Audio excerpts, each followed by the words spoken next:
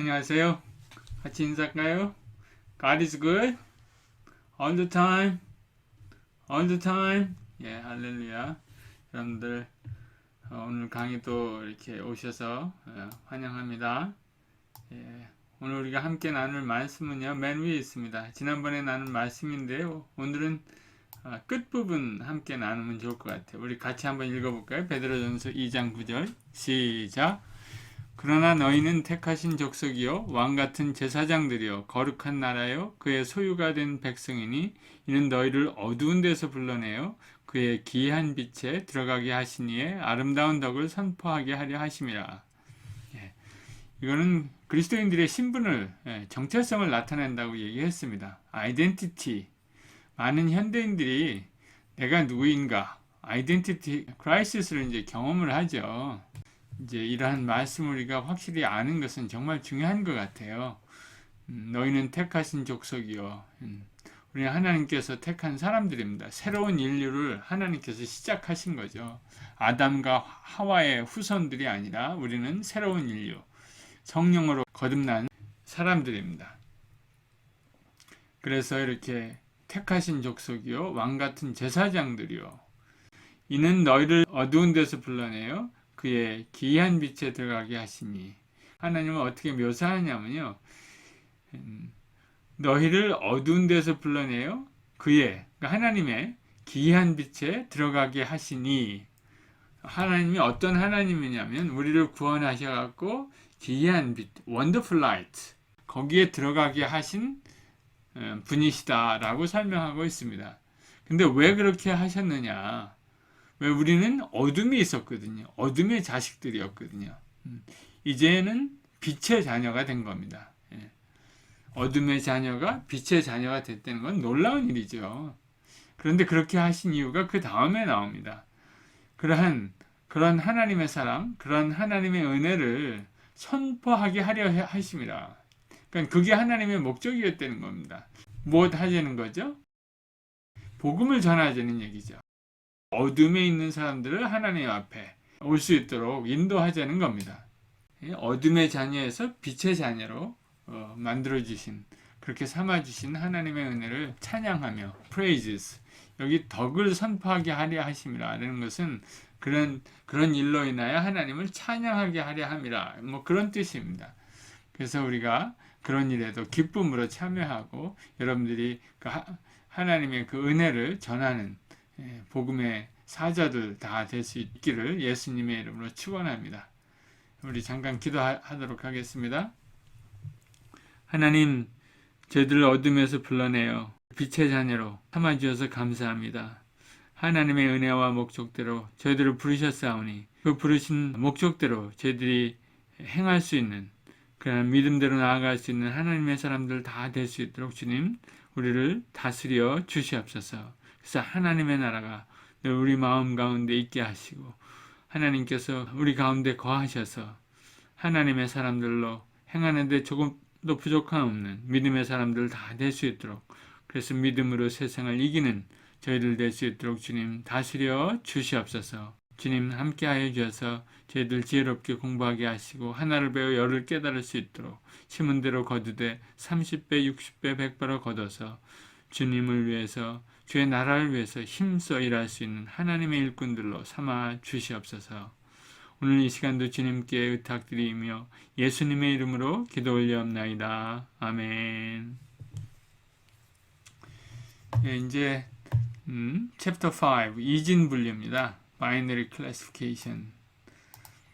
이렇게 하기 위해서는 우리 선형 회귀되는 거, 이제 지금까지 우리 배웠는데 그것을 약간 변형하면 됩니다.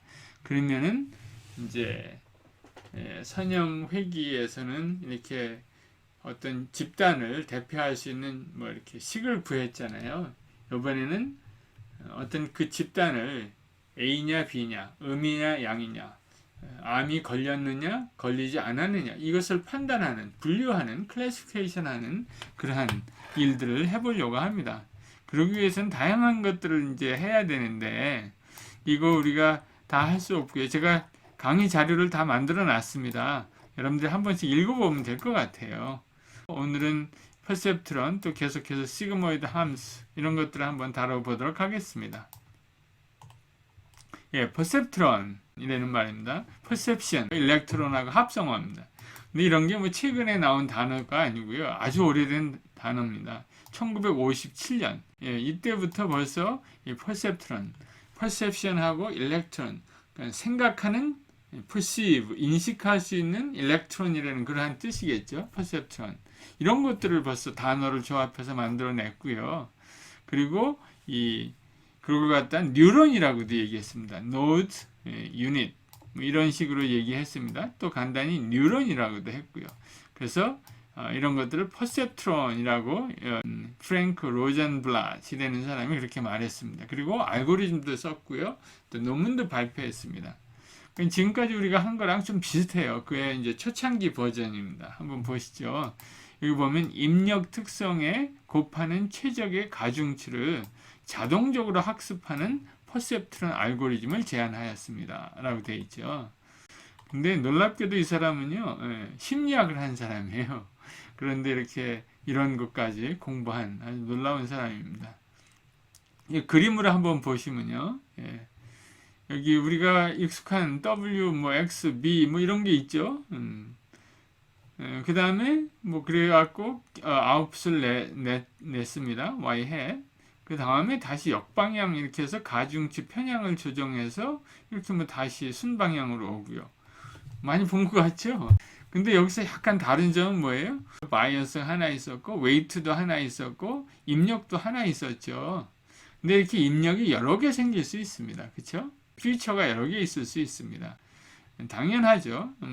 여기 W1, X1, W2, X2, W3, X3 그렇게 나갈 수 있는 겁니다. 여러분들과 계산하기 쉽게 하기 위해서 저는 W 하나, X 하나, 바이어스 하나. 바이어스는 항상 하나입니다. 그래서 G를 구합니다. 순입력이라고 하는데요. 이렇게 구해갖고 그 다음에 계단 함수를 통과시켜요. 이제 어떤 스레시홀드가 있으면 스레시홀드보다 크면은 아웃풋이 나오고 아니면은 다 제로로 수렴하도록 합니다. 그래서 가중치를 조정하고 또 다시 계산하고 가중치를 조정하고 샘플마다 그렇게 계산해 나갑니다. 이런 게 아주 간단한 퍼셉트론 구조입니다. 이런 것이 가장 처음에 나타난 뉴런이었고요. 많은 사람들이 그 당시에 이 뉴런이 엄청난 일을 해낼 거라고 뉴욕 타임즈에 막 대대적으로 보도된 적이 있습니다. 그런데 일이 이루어지지 않았죠. 다음에 기회 되면 그 역사에 대해서도 우리가 잠깐 말씀드리도록 하겠습니다. 그래서 이렇게 G를 구합니다. 순입력이라고 우리 부르죠. 선형함수의 식입니다. 계단함수가 여기 있고요. 그래서 여기 WI, XI 이거 다 더하는 거죠. 그 다음에 바이어스가 하나 있고요. 그래서 여기 나온 결과를 G라고 표시합니다. 그 다음에 중간에 보면은 학습률이라는 게 있습니다. 학습률, 에타라고 표시하죠. 에타. 여기 한번 그림을 보시죠. 여기 이제 샘플들이 있습니다. 샘플이 하나 들어오면 그 샘플을 이렇게 이제 샘플의 특성을 다 곱해서 다 더합니다. 순입력 G가 나오죠. 그럼 그 순입력 G에다가 스텝 펑션을 적용을 해요. 여기 G를 스텝에 보내죠. 그 다음에 Y hat이 나오죠. Y hat이 나오면 그 Y hat을 가지고 어디서 많이 본 것 같죠? Y-Y hat. 그리고 여기 샘플 곱해요. 그 다음에 여기 에타가 있는데 요거는 학습률이라고 합니다. 보통 0.1을 사용합니다. 처음에는 뭐 조정해서 0.5를 사용해도 되죠. 이렇게 플렉서블하게 어느 정도 이렇게 웨이트를 수정할지 그 정도를 나타내는 학습률이라고 합니다. Learning rate. 그래서 델타 W로 구합니다. 각 W에다가 델타 W를 더하는 거죠. 그래서 여기 보면 이게 각 샘플이죠. I는 각 샘플입니다. I 하나마다 샘플 하나죠. 그럼 각 샘플이 들어올 때마다 여기 이제 업데이트 되는 거예요. 샘플 하나 하고 결과를 보고 또 웨이트를 조정하고 샘플 그 다음 샘플이 오면 또 하나 조정하고 그 다음 샘플이 오면 또 조정하고 그 샘플에 따라서 플럭추에이션이 상당히 많이 됩니다. 여기 이제 퍼셉트론 알고리즘 과정입니다. 그 다음에 이거를 조금 더 개선한 아달린이라는 퍼셉트론, 좀 어드밴스된 퍼셉트론이 나옵니다. 여기 이제 몇 년 후죠. 1960년이니까 적응형 선형 뉴런이라고 합니다. Adaptive Linear Neuron. 그래서 약간 다른 형식입니다. 계단함수하고 y hat이 있는 거는 같은데 여기. 근데 그거를 샘플마다 계산해서 되돌아가는 게 아니고요. 여기서는 순입력을 구한 다음에 바로 역방향으로 이렇게 해서 이제 조정을 합니다. 웨이트를. 근데 여기서 하나 다른 것은 제가 반면에 해놨잖아요. 여기 반면에 퍼셉트론은 각 샘플마다 가중치를 수정한다고 했는데 여기서는 모든 샘플이 들어온 다음에 합산한 후에 그 다음에 가중치를 조정합니다. 그러니까 약간 다르죠. 그 다음에 계산 함수는 맨 마지막에 적용합니다. 한 번만. 그래서 여기 과정이 자주 일어납니다. 여기 과정이. 그게 아달린 구조입니다. 요것의 특징은 이 웨이트를 좀 잘 조정할 수 있다는 거예요. 웨이트를, 왜냐하면 전체 샘플을 가지고 웨이트를 조정하니까 좀 더 잘 이렇게 웨이트를 조정할 수 있습니다. 그림을 보면요. 인풋이 있잖아요. 인풋 들어온 그릇을 가지고 G를 구합니다. 그 다음에 H of Z. 요게 이제 그 아이덴티티 펑션을 적용한다는 거죠. 그러면 G를 그냥 사용한다는 얘기입니다. 아이덴티티 펑션이 되는 거는 그 G를 가지고 y-y hat을 하는데 그 모든 샘플에 대해서 시그마 하죠. 모두 더합니다. 오차를 다 더해요. 그 다음에 웨이트를 조정합니다. 그러니까 상당히 안정적으로 웨이트를 조정해 나가는 그런 단계가 여기서 도입되는 거죠. 그 다음에 맨 나중에 이런 단계가 다 끝난 다음에 이 스레시홀드 펑션, 스텝 펑션에 따라서 이 펑션에 따라서 값들을 예측합니다. 또 그 다음에 세 번째 마지막인데요. 로지스틱 회귀라는 게 있습니다. 이거는 지금 이 앞에 있는 아달린하고 거의 같습니다. 한가지 다른 점은 여기 이 아이덴티티 펑션을 적용하는 게 아니고요. 활성화 함수를 적용합니다. 이름이 특이하죠? 액티베이션 펑션. 그래서 여기는 좀 이렇게 S자 모양, 이렇게 좀 리니어하지 않은 펑션을 적용하고요. 이게 값이 다 계산된 다음에는 그 다음에 뭐 스레시홀드 펑션을 적용하면 됩니다. 그래서 이게 특이한 거죠. 순입력이 나오면 계산이 되면 거기에다가 활성화 함수를 적용해요. 그 다음에 위와 같이 여기 요거는 똑같이 적용을 합니다. 샘플들을 다 에라를 계산한 다음에 그 에라에 따라서 다시 웨이트를 적용하고 또 적용하고 해서 그 다음을 계산합니다. 여기 한번 여러분 읽어보시면 어렵지 않게 이해할 수 있습니다. 근데 여기서 이게 참 키예요. 활성화 함수는 비선형 함수를 사용합니다. 여기 활성화 함수 있잖아요. 사실 아달린에서는 아이덴티티 함수를 사용했습니다. 그 말은 여기 순입력이 나오면 그 순입력을 그냥 대입한 겁니다. 그런데 그냥 대입하지 않고 이 활성화 함수를 대입을 하면 활성화 함수를 한번 통과시키잖아요. 이 활성화 함수는 근데 비선형 함수예요. 이 비선형 함수를 통과를 시키면 많은 면에서 우리가 이 웨이트 조정을 좀 더 용이하게 할 수 있습니다. 그 이유는 여기 대충 나와 있습니다. 그러니까 덧셈과 곱셈, 이 분배 법칙을 하면은 이 숫자를 더했다 뺐다 아무리 해도 이게 한계가 있거든요. 왜냐하면 선형 함수니까 이거를 다 더했다가 다 뺐다 하니까 이게 같이 움직여요. 비례해서 움직이거든요. 근데 비선형으로 하면은 어디에는 강조할 거는 강조할 수 있고 값을 낮춰야 할 때는 낮출 수 있는 다이내믹하게 웨이트를 조정할 수 있는 기능이 생겨납니다. 이게 엄청난 변화를 일으키거든요. 비선형 함수의 대표적인 함수가 이 시그모이드 함수라는 게 있습니다. 바로 시그모이드 함수에 대해서 우리 공부하도록 하겠습니다. 챕터 5 두 번째 시그모이드 함수입니다. 로지스틱 회귀는 로지스틱 리그레션이라고 하죠. 근데 이것은 바이너리 클래시피케이션 하는데 주로 여기서 사용합니다. 그래서 전체 구조를 한번 살펴보고요. 그 다음에 시그모이드 함수의 역할에 대해서 이야기를 나누도록 하겠습니다. 이게 로지스틱 회귀 전체 구조인데요. 여기 보면 이제 입력이 들어오죠. 입력이 x1, x2, 그 다음에 w1, w2, b가 있는데 이렇게 같이 곱하고 더해서 여기 이제 순입력이 계산이 됩니다. 그래서 순입력 g가 나오면 여기 g죠. 여기 g가 나오면 g를 활성화 함수에 적용합니다. 여기 h of g 이렇게 나오죠. 그래서 결과가 a가 나오거든요. 그럼 그 a를 가지고 역방향으로 우리가 또 이제 w와 바이어스를 조정하는 그러한 작업을 하게 됩니다. 가중치와 편향을 조절합니다. 그때 이 활성화 함수가 여기서 작용하거든요. 순입력을 활성화 함수에 통과시켜서 나온 값 a죠. 그 a를 가지고 우리가 가중치와 편향을 조정하게 됩니다. 선형 함수의 출력값 g는 이렇게 계산이 됩니다.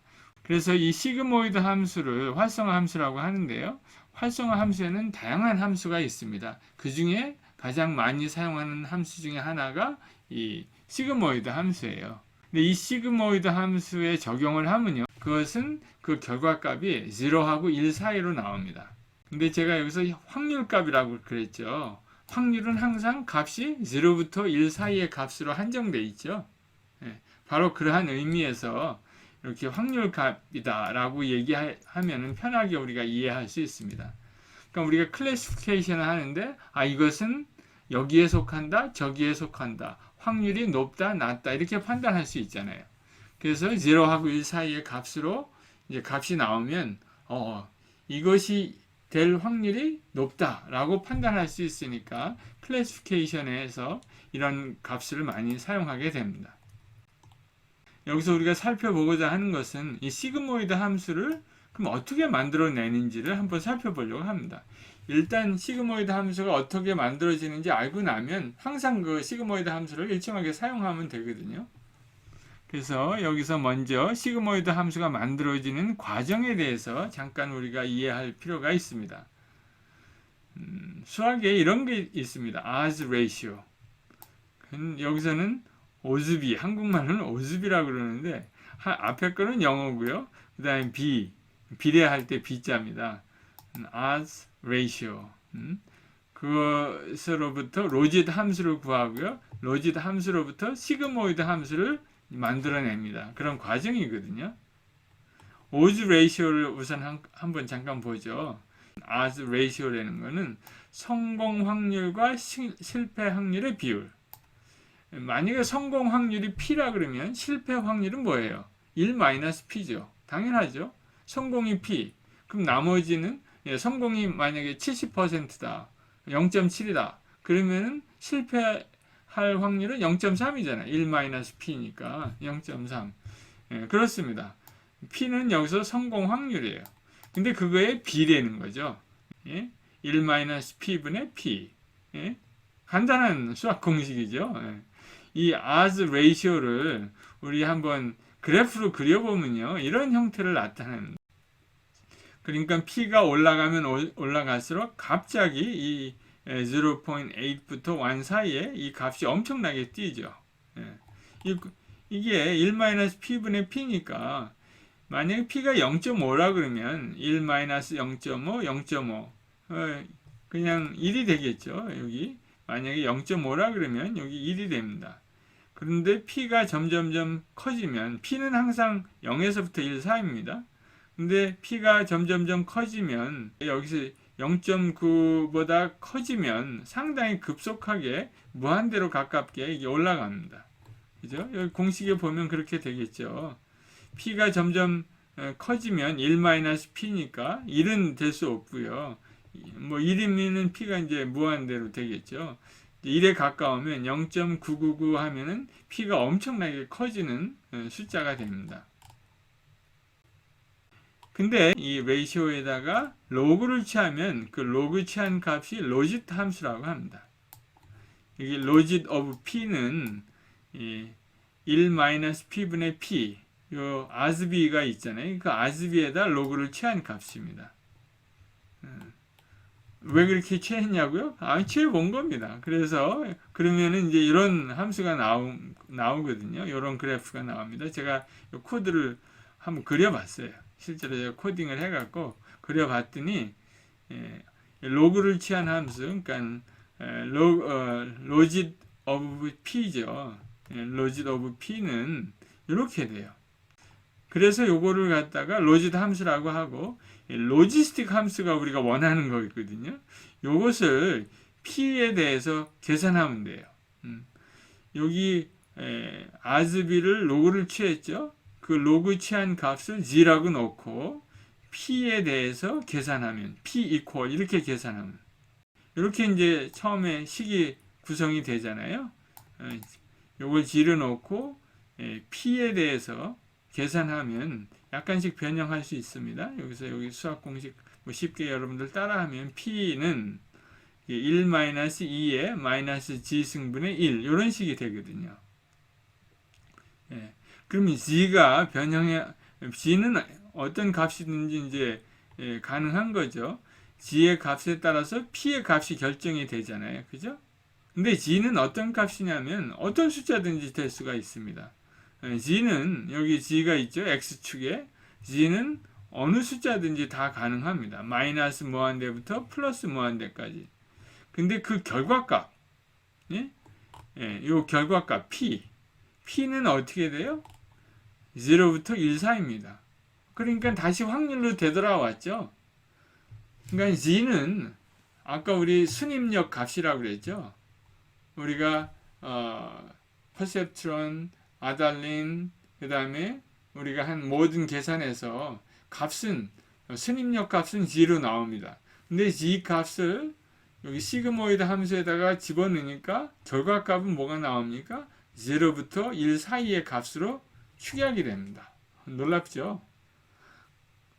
어떤 값이든지 여러분들이 보내면 그 값을 받아서 시그모이드 함수는 0하고 1 사이의 값으로 변환해 줍니다. 확률의 값으로 변환하는 거죠. 쉽죠? 이게 다입니다. 로지스틱 회귀 중간 정리하기. 여기 보면 요게 이제 활성화 함수예요. 요게 시그모이드 함수라는 겁니다. 우리가 여기 B 값도 있고 여기 W 이렇게 X하고 입력값하고 곱하잖아요. 이 W와 X 값이 상당히 많을 수 있잖아요. 그쵸? 여기 우리는 보통 하나만 여태까지 사용했는데 이게 얼마든지 수백 개, 수천 개 될 수 있습니다. 그런 모든 값들의 합. 그러니까 이 G의 값은 어떻게 되겠어요? 마이너스 무한대부터 플러스 무한대까지입니다. 그런 값을 여기다가 집어넣으면, 이 활성화 함수, 시그모이드 함수에다 집어넣으면 그 값은 어떻게 변합니까? 0와 1 사이의 값으로 변해요. 그 값을 가지고 우리가 다시 웨이트를 조정합니다. 이게 바로 로지스틱 회귀의 구조입니다. 어렵습니까? 어렵지 않죠. 그 다음에 이제 어느 정도 우리 계산해서 그게 만족스러우면 그 값을 이 임계 함수를 통과해서 y-로 보냅니다. 이게 답니다. 정말 간단한 강의였죠. 여러분들 여기 한글로 잘 정리되어 있으니까 여러분들 한번 이거 실행도 해보고요. 그래프도 그려보고 다시 한번 그 의미를 새겨보는 시간이 됐으면 좋겠습니다. 한국대학